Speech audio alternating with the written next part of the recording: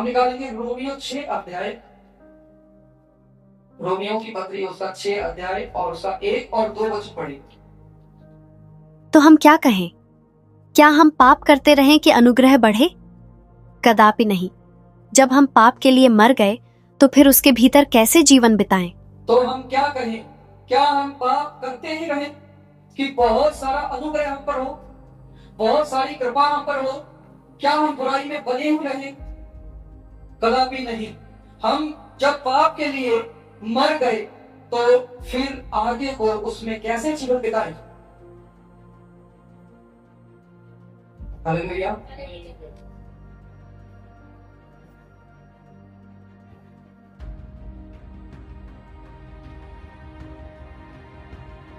तो वचन कहता है, तो क्या हम बुराई में और पाप में जो है बने रहे?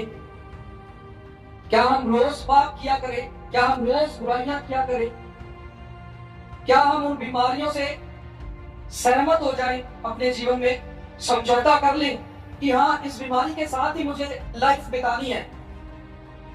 तो वचन कह रहा है, तो हम क्या करें? क्या हम वैसी ही चाल चलते रहे कि हम पर ज्यादा कृपा हो? तो कहता है नहीं, हमें ऐसा नहीं करना है, बल्कि हमें ये जान लेना है कि हम तो पाप के लिए मर चुके हैं और आगे को हम पाप में रहते हुए जीवन ना बिताएं। परमेश्वर का वचन जो है वो आप हमें समझाता है कि आगे को हम ऐसी चीजें ना दोहराए, ना करें। और ऐसा क्यों किया यीशु ने? क्यों ऐसा बताता है अपने वचनों में?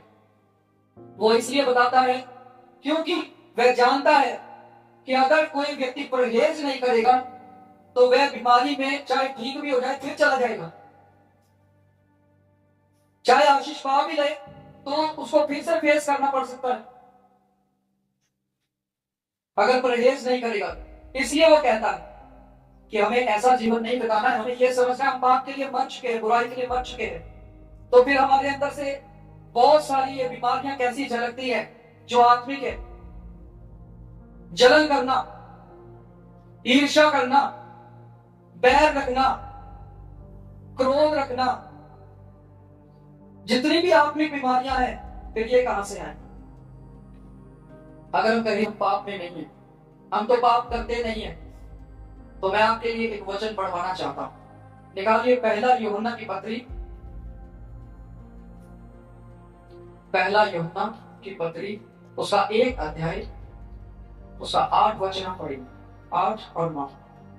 लिखा है, यदि हम कहें कि हम में कुछ भी पाप नहीं तो अपने आप को धोखा देते हैं और हम में सत्य नहीं, हम में सच्चाई नहीं है। यदि हम कहें हम तो जलन नहीं रखते, हम तो हिंसा नहीं करते, हम तो ये चीजें करते ही नहीं, हमारे अंदर तो कोई पाप है ही नहीं, हम कैसे मान ले कि हम पापी है? तो वचन कहता है कि ऐसा यदि हम कहें कि हमें कुछ भी पाप नहीं तो हम अपने आप को धोखा देते हैं और हमें सत्य नहीं है। यदि हम अपने पापों को मान ले तो वह हमारे पाप को क्षमा करने और अधर्म को शुद्ध करने में विश्वासी योग्य और धर्मी है। और यदि हम नहीं मानते हैं ना कि हमारे से कोई गलती हुई है, पाप हुई है, तो हम परमेश्वर को झूठा ठहरा रहे।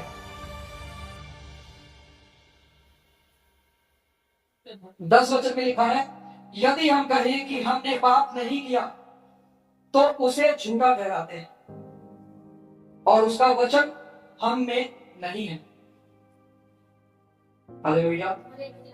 इसलिए यीशु मसीह क्या कहता है, क्योंकि वो जानता था बहुत सारे ऐसे लोग होंगे जो परहेज करेंगे, बहुत सारे ऐसे लोग होंगे जो नहीं करेंगे, बहुत सारे होंगे जो चिंगारियां लेके भाग जाएंगे, बहुत सारे होंगे जो सिर्फ आशीषों की बातें करेंगे। इसलिए यीशु मसीह ने कुछ आयतें, कुछ वचन जो है बाइबल में हमें बताई है, सिखाई है, समझाई है। हम देखेंगे व्यभिचारी स्त्री के बारे में जो यूहन्ना की इंजील उसके 8 अध्याय 11 वचन हमें क्या बताता है। उसमें लिखा है, उसने कहा, नहीं प्रभु। यीशु ने कहा, मैं भी तुझे दोषी नहीं ठहराता, जा फिर कभी पाप मत करना। यहाँ पर यीशु मसीह ने एक व्यभिचारी स्त्री को बचाया। लोग उसको पथराव करके मार डालना चाहते थे कि इसने गलती किया, इससे पाप हो गया। इसके जीवन में एक बीमारी है और वो बीमारी का नाम था व्यभिचार। लोग उसको पकड़ के ले आते हैं, उसके यीशु के आगे पटक देते हैं। हालांकि वो स्त्री को सजा नहीं देना चाहते थे, वो यीशु मसीह पर दोष लगाना चाहते थे, कोई बहाना ढूंढ रहे थे कि यीशु मसीह को हम पकड़ ले। तो स्त्री को वो लाते हैं और उसको मारना चाहते थे। यीशु मसीह ने पूछा क्या तू क्या कहता है? मूसा की व्यवस्था तो बताती है ऐसी स्त्रियों को मार डालो, तू बता तू क्या कहता है? और यीशु मसीह अगर इधर उधर की कुछ बात करते तो उनको मौका मिल जाता यीशु मसीह पर दोष लगाने का। ये उनका प्लान था, पर यीशु मसीह जानता था उनका प्लान। हालेलुया। यीशु मसीह ने क्या जवाब दिया? वो बोलता है जिसने पाप ना किया हो पहला पत्थर वो मार। समझ रहे? जिसके अंदर बीमारी ना हो वो पत्थर मारे, वो उंगली उठाए, वो दोष लगाए। जिसके अंदर बीमारी ना हो। तो यीशु मसीह कहता है किसी ने क्या तुम्हें पत्थर नहीं मारा? सब लोग चले गए। बोलते नहीं प्रभु किसी ने मुझ पर दंड किया क्या? नहीं दी। बोलता मैं भी नहीं देता, परंतु जा फिर से पाप ना करना। वहां पर आप देखिए एक लेडी को उसने आजाद कर दिया उस बीमारी से, पर बाद में वो उसको परहेज भी दे रहा है साथ के साथ उसको कह रहा है कि तू दोबारा बुराई मत करना, दोबारा पाप मत करना। उसको परहेज दिया ना उसने दोबारा। हालेलुया। एक 38 साल से एक व्यक्ति बीमार पड़ा था। यीशु मसीह उसके पास गया और जाकर के बोलता है क्या तू ठीक होना चाहता है, चंगा होना चाहता है? बोलता है हाँ प्रभु मैं होना चाहता हूँ, परंतु मेरे पास ऐसा कोई है ही नहीं जो मुझे जब पानी हिलाया जाए तो उस पानी के पास ले जाए और मैं पानी में उतरूं और ठीक हो जाऊं। बोलता है कोई बात नहीं। यीशु मसीह उसको ठीक करता है, परंतु बाद में यीशु मसीह बोलता है उसको देख तू ठीक हो गया, दोबारा बुराई पाप मत कर। उस व्यक्ति को बीमारी से आजाद करके यीशु मसीह फिर उसको परहेज दे रहा है कि इस परहेज में रहना। और यीशु मसीह उसको चेतावनी भी देता है कहीं ऐसा ना हो कि इससे भी बड़ी विपत्ति तुझ पर आ पड़े। हालेलुया। अच्छा एक बात बताइए, कोई बहुत ज्यादा शराब पीने वाला व्यक्ति है और डॉक्टर ने उसको बोल दिया या तो शराब छोड़ दे या जीना छोड़ दे। अब वो कहेगा कोई बात नहीं डॉक्टर साहब मैं शराब पीना बंद कर दूंगा। समझ रहे? पर उसका संगति कुछ ऐसे लोगों से था जहां वो गया और फिर से वो उसी पाप में बुराई में गिर गया, फिर से बहुत ज्यादा शराब पीने लग गया। उसका जो पेट का हालत है वो बहुत ज्यादा खराब हो गया और उसका डेथ हो गया, वो मर गया।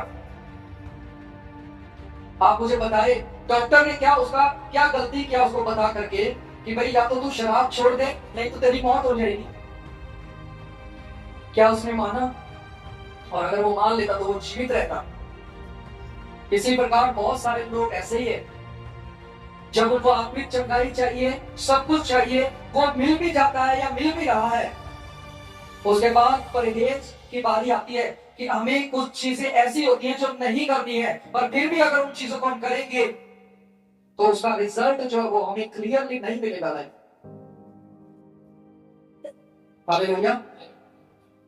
38 साल के रोगी को यीशु मसीह को बोलना पड़ा। यीशु मसीह ने कहा फिर से पाप मत करना, हो सकता है इससे भी बड़ी विपत्ति तुझ पर आ पड़े।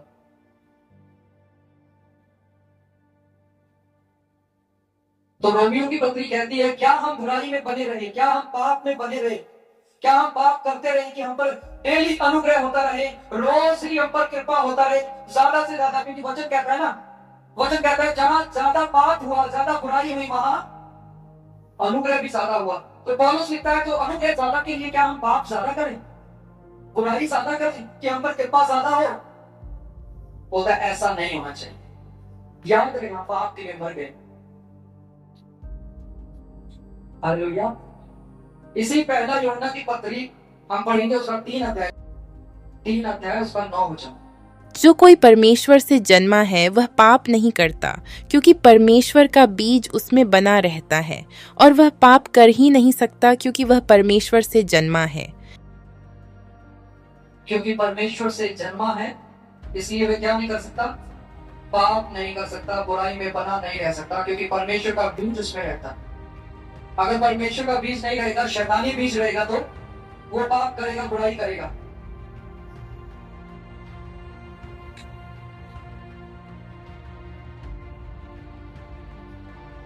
तो हमें आगे से क्या करना चाहिए, हमें क्लास, इसके बाद फिर मैं आपको कुछ बताऊंगा। ये लास्ट वचन है, पहला पत्रस उसका 2 अध्याय 24 वचन हम पढ़ेंगे। वह आप ही हमारे पापों को अपनी देह पर लिए हुए क्रूस पर चढ़ गया, ताकि हम पापों के लिए मरकर धार्मिकता के लिए जीवन बिताएं। उसके घावों से तुम चंगे हुए हो, जिससे हम पापों के लिए मर जाएं और धार्मिकता के लिए जीवन बिताएं, बस। और बहुत सारे जो लोग होते हैं वो धार्मिकता को बाहरी रूप में पूरा करते हैं। बाहरी रूप से अच्छे काम करना, बाहरी रूप से अच्छा दिखना, बाहरी रूप से बाहरी स्वभाव अच्छा दिखाना, परंतु अंदर से धार्मिकता को जो जीवन है उसको पूरा नहीं करते। हालेलुया। इसलिए यीशु मसीह ने कहा कि तुम्हारी धार्मिकता जो है वो सदूकियों और फरीसियों से बढ़कर, क्योंकि वे लोग अपनी अपनी जो धार्मिकता थी वो बाहर से पूरी करते थे। बड़े लंबे कपड़े पहनना, प्रार्थनाएं जो करते तो दिखा के करना, उपवास करना है तो दिखा के करना, दान देना है तो दिखा कर करना, सब चीजें बाहर से कर ले। समझ रहे कि नहीं? तो आगे से कभी भी पाप में, बुराई में हम जीवन ना बिताएं, वचन ऐसा कहता है। क्योंकि अनुग्रह सब लोग चाहते हैं, कृपा सब लोग चाहते हैं, हर एक व्यक्ति, कोई भी ऐसा नहीं है जिसको नहीं चाहिए। पर एक चीज है जो लोग नहीं चाहते, और वो है पश्चातापी हृदय।